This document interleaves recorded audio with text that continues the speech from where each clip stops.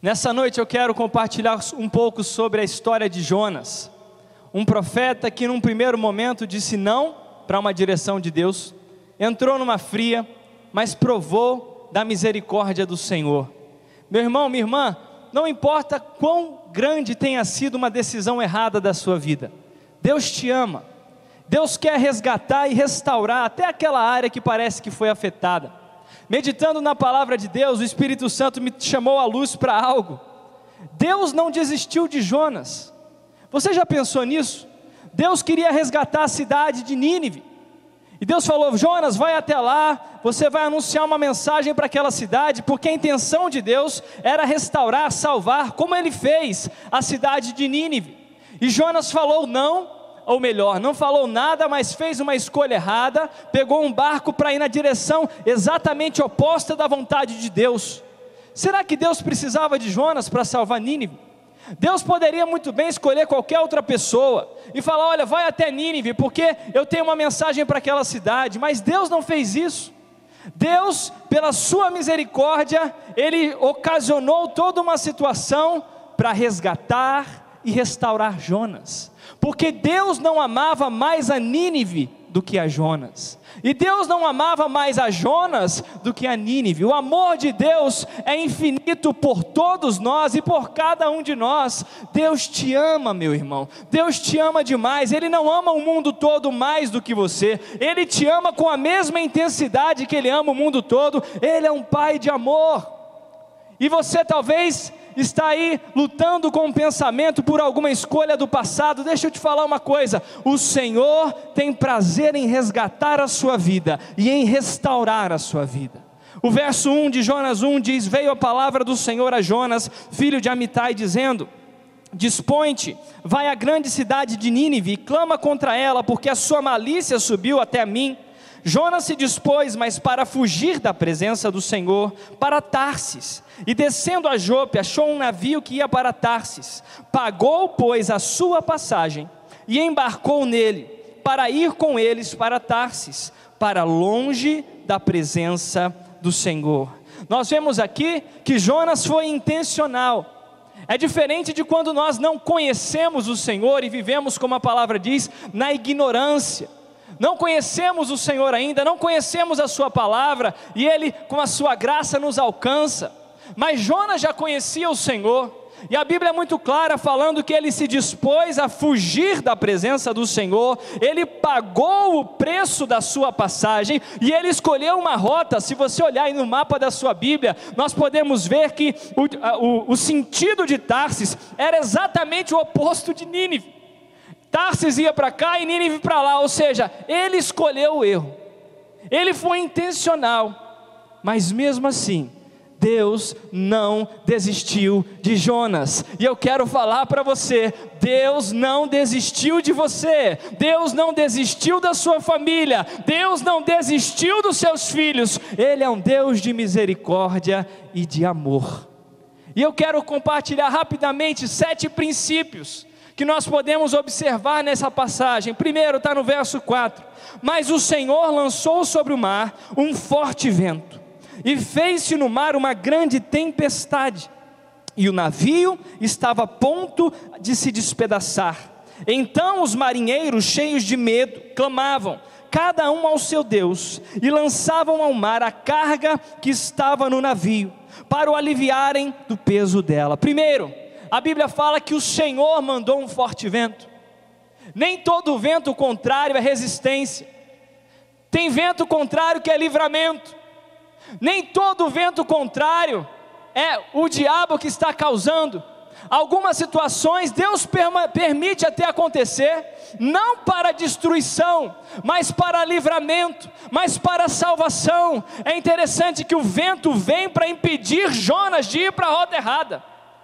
O vento vem, Deus sopra aquele vento, algumas coisas acontecem, não para que Jonas morresse, não para que Jonas se perdesse, mas para que Jonas acordasse, para que Jonas percebesse que ele estava num caminho errado. E eu quero falar com você, nesses dias em que temos vivido ventos tão difíceis, não é?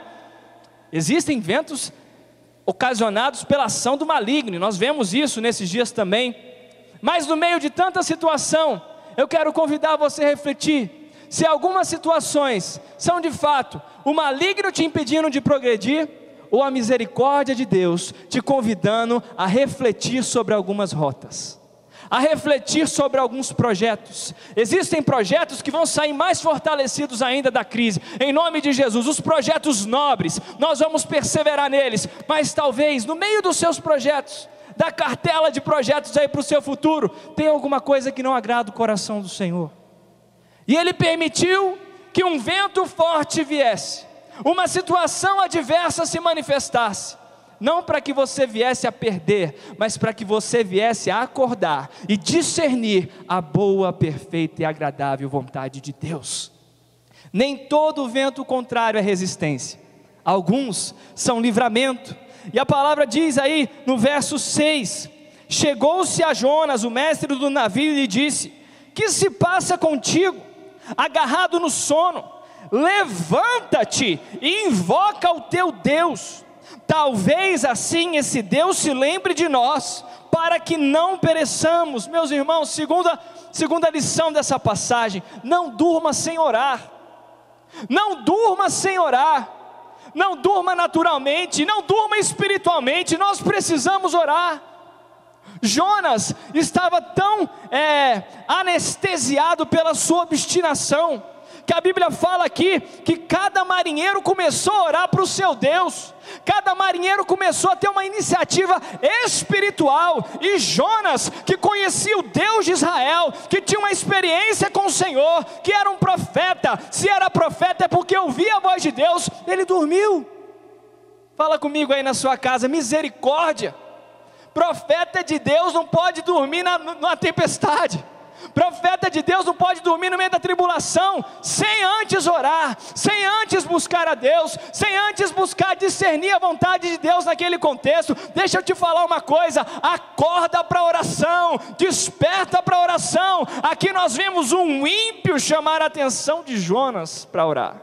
Misericórdia, que nós não precisemos passar por esse constrangimento, mas é melhor passar pelo constrangimento e acordar para a oração, do que dormir espiritualmente e afogar na tribulação. Deus está nos chacoalhando. Desperta para a oração, desperta para orar. A palavra fala que aquele homem chega para ele e fala: olha, levanta, invoca o teu Deus, toma uma atitude, sai desse marasmo, sai dessa inércia espiritual. Você precisa se posicionar nessa situação. E Deus estava atraindo Jonas, era a misericórdia de Deus agindo na situação para que ele voltasse a ser o homem que ele foi criado para ser. Verso 11, vamos adiante, terceira lição. Disseram-lhe: que te faremos para que o mar se nos acalme?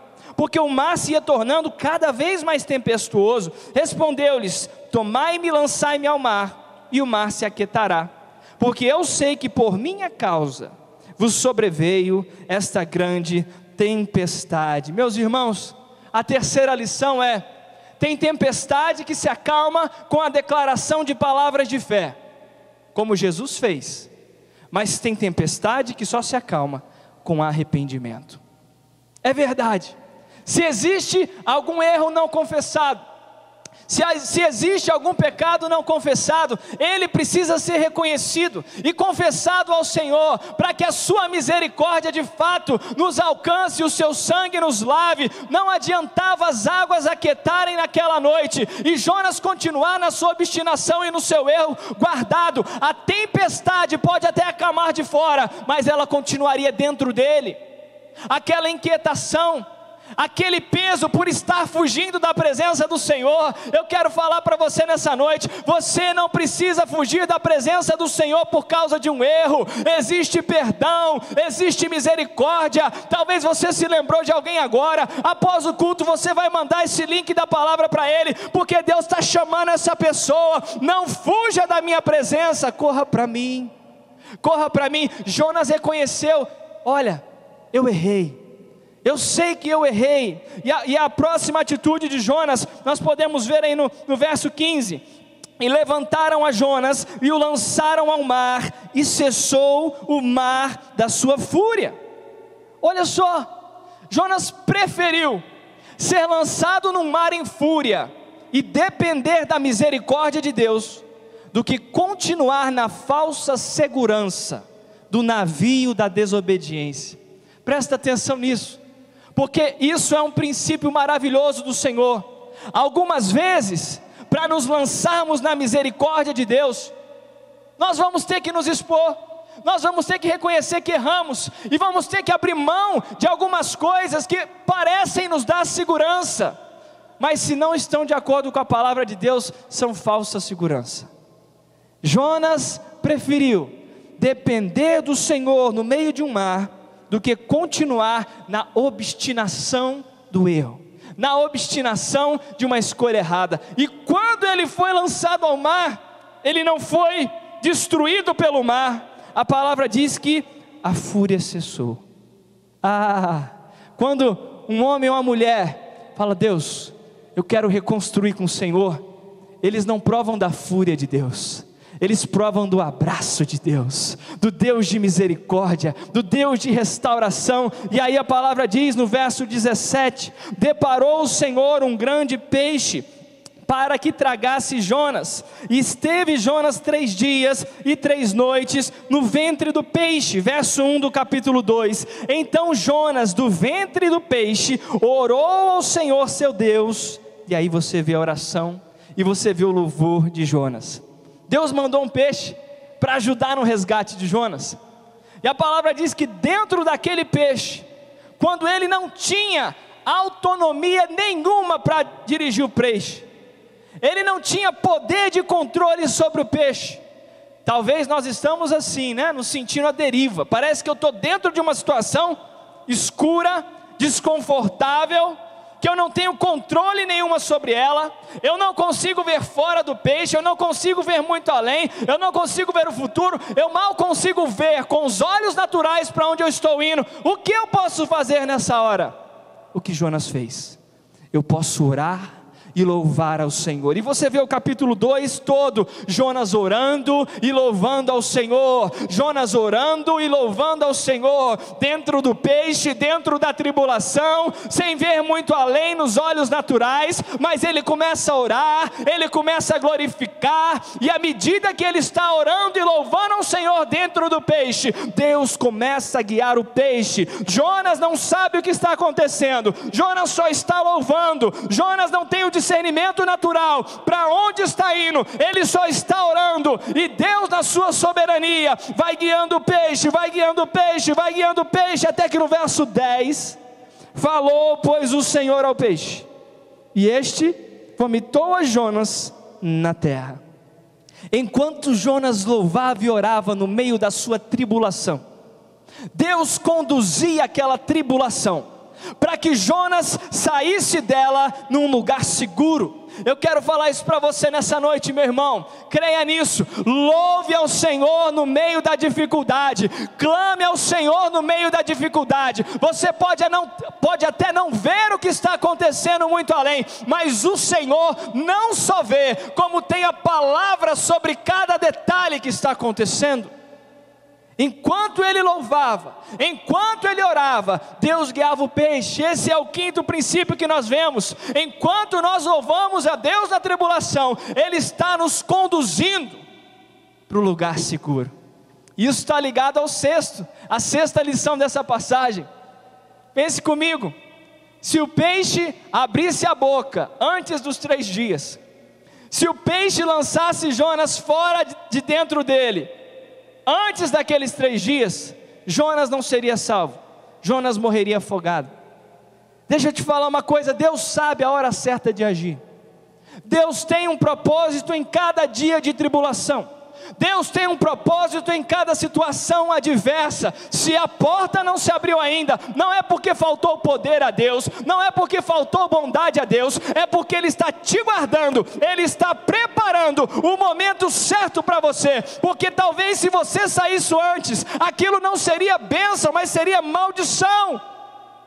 Mas Deus, na sua infinita bondade, mandou o vento, mandou o peixe, guardou Jonas dentro do peixe. Meus irmãos, nós estamos guardados. Você pode até pensar que você está preso dentro de um peixe, você pode até pensar que está balançando porque está na crise financeira, pode até pensar que está balançando porque está com enfermidade, ou alguém da sua família tem enfermidade, mas na verdade você não está sendo balançado pelo peixe, na verdade você está na mão de Deus, que sustenta o universo inteiro pelo poder da sua palavra. Jonas estava ali, e no terceiro dia, aquele peixe colocou Jonas de volta num lugar seguro. Jonas não poderia nadar até o lugar seguro. Quando ele caiu no meio do mar, imagina, 3 dias de um peixe nadando para chegar até um lugar seguro.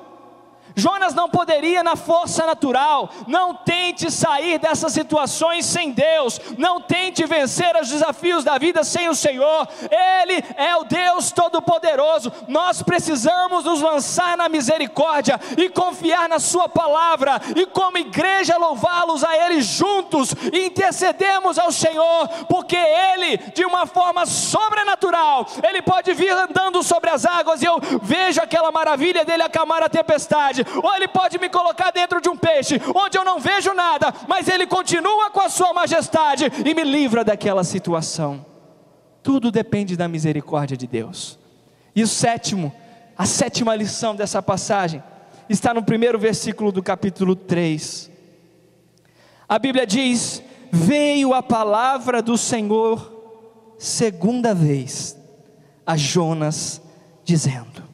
E você lê na sequência exatamente o que você lê no primeiro capítulo.